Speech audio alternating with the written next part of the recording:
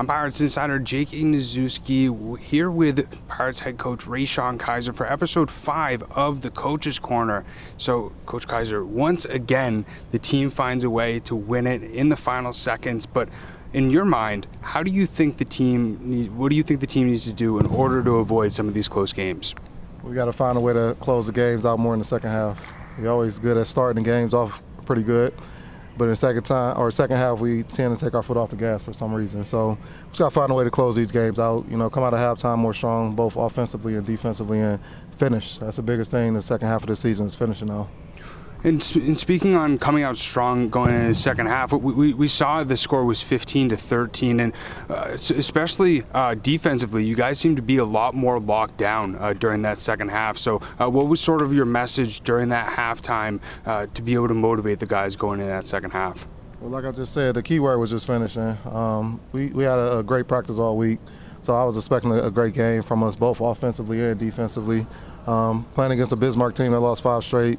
But that's nothing against them. They was a great team. They put together a good game plan against us because we struggled against them, especially on the offensive side. So, credit off to that coaching staff over there for having a good game plan ready for them.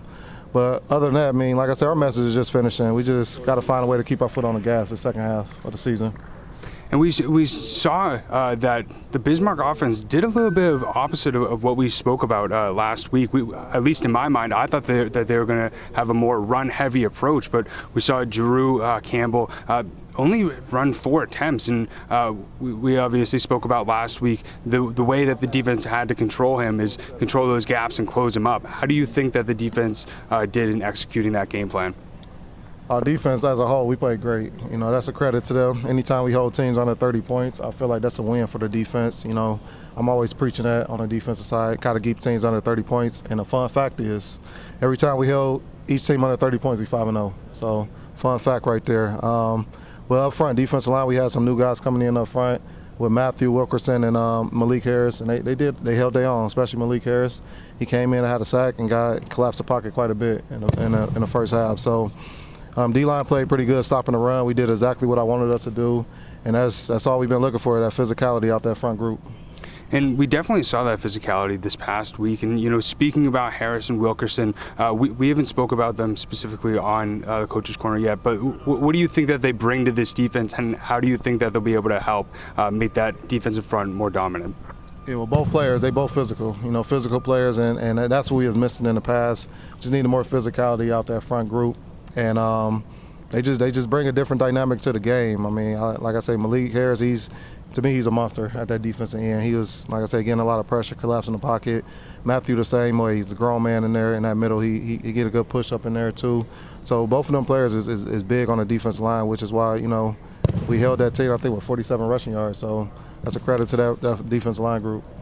And offensively, we saw Mike Glass do a relatively good job being able to lead the offense last week, but it came down to the wire once again. And so, how do you think the offense needs to improve going into this next week?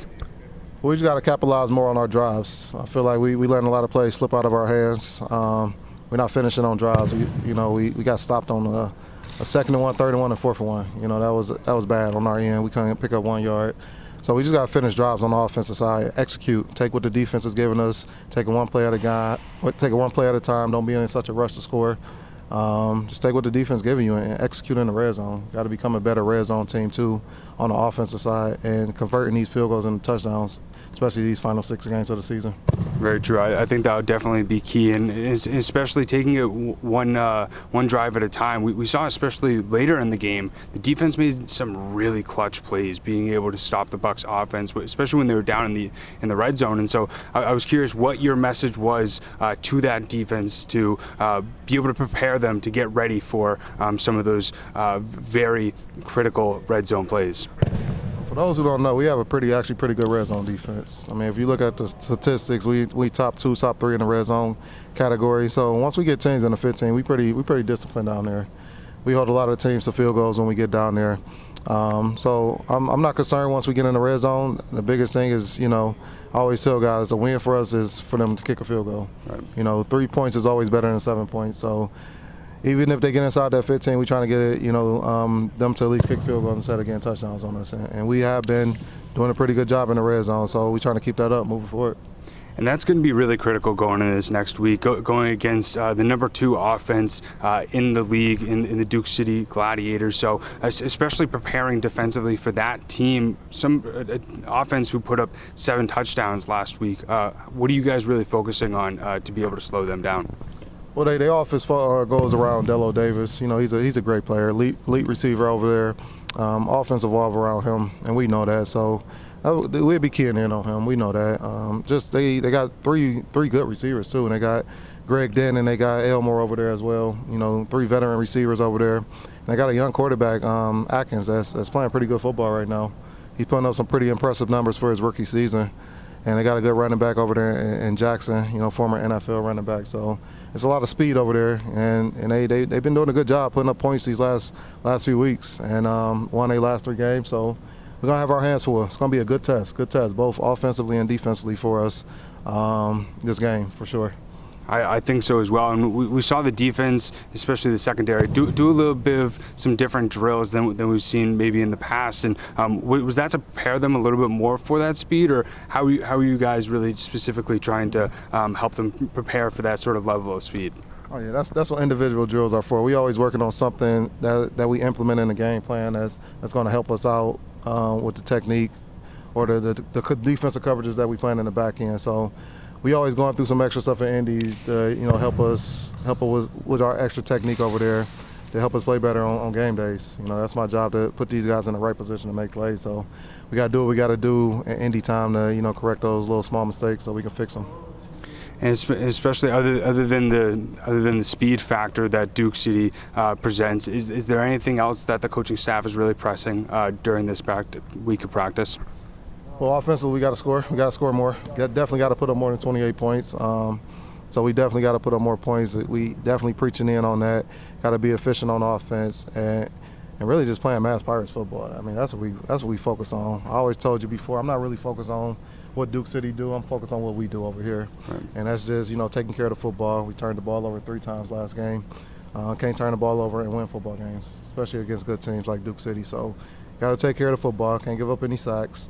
Got to score and be efficient on every drive on offense. Got to get stops on defense and special teams. I always tell Craig Peterson, got to make every kick. Every point matters in this game, so got to make every kick. I think Craig missed a field goal at PAT, so we left 4 points on board last week. So got to be efficient in every statistic or everywhere on the field coming up this game. Every drive matters, every play matters, and also every player matters as well. And so for some fans out there who are curious who they're going to see under center this next week, we've seen Benefield 2 weeks ago. We saw Glasses last week. Any insight on that? It's probably going to be me. Nah, we don't know yet. We're making it a game time decision. Okay. We'll see how the week plays out. So still a game time decision with those two. So we'll see how the week plays out. And obviously, we're looking for the Pirates to extend this winning streak and continue this high energy. And we spoke about last week how these close games have really brought the team together. But it seems like, especially during practice, there's a lot more personality. Guys are getting to know each other a lot better as well. Can you speak a little bit on that? Yeah, I mean, anytime you win games, I mean, guys they're gonna get closer together. I mean, wins bring teams closer together. And I preached to you a couple of weeks ago. We just try to take the second half of the season 1 game at a time. Right. So just trying to go 1-0 each week, and we've been finding ways to win these last 2 games, even though they came down to the last seconds. But I told you last week, good teams win football games. They find a way to win, and we've been doing that. So we have a good team over here, all right? We're still waiting on that complete game to put together, offense, defense, and special teams. But, we'll take the wins how we can get them. Wins is never easy in this league, in the IFL this year. A lot of parity in this league. Got to give a credit to, the coaching staff, the organizations for building their rosters up. So wins is never easy in this league, not this year. So you can't look on the schedule and circle any easy win. Got to come out ready to play each week, and we got to do that. And we got to do that against a good Duke City team that's playing some good football right now. I'm excited to see that on Saturday. Hopefully we'll see that complete game, and we'll continue that 1-0 sort of mentality. But if you have not yet, make sure to subscribe on YouTube. Thanks so much for tuning in each and every single week. And if you want to tune into the game this Saturday, it's on the IFL YouTube channel. Definitely make sure to check that out at 7 p.m. But as always, greatly appreciate everybody tuning in. See you next week.